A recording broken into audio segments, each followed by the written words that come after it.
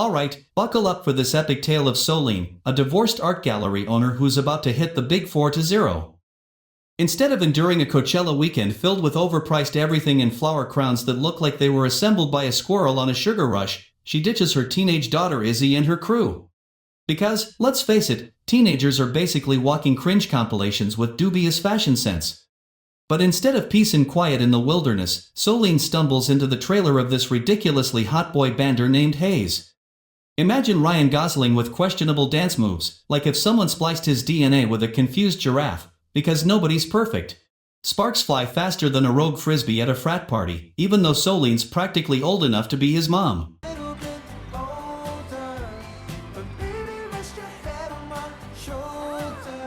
Smooth move, Hayes. Feeling like a deflated birthday balloon after her own party, because apparently men her age haven't discovered Netflix and chill, Solene gets swept off her feet by Mr. McDreamy.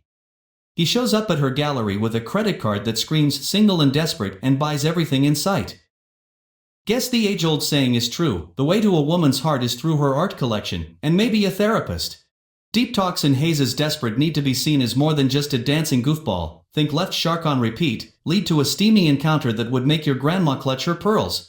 Fueled by questionable life choices and the kind of disregard for boundaries only a teenager could appreciate, Solene joins Hayes on their European tour. Think spring break in Europe, but with way more emotional baggage and questionable fashion choices. Paradise turns into a social media meltdown when Solene realizes she looks less like a rock star's muse and more like his confused babysitter.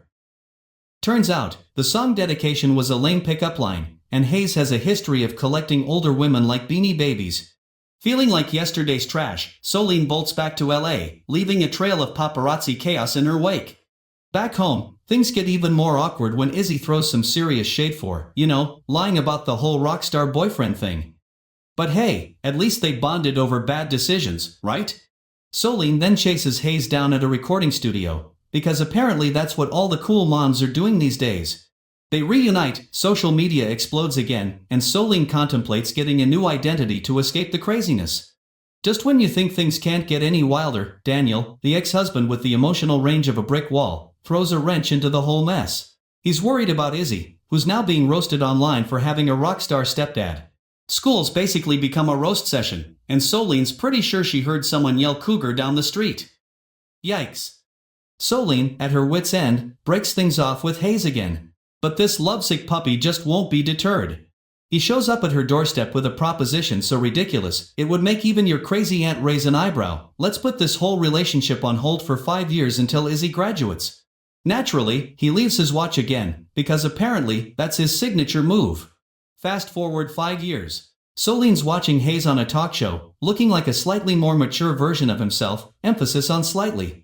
He mentions he's coming to LA, and wouldn't you know it, he waltzes back into the gallery for a tearful reunion that would make even The Notebook look tame. So, that's it. The idea of you, a hilarious, or horrifying, depending on your perspective, story of bad decisions, age gaps wider than the Grand Canyon, and enough secondhand embarrassment to fill a stadium.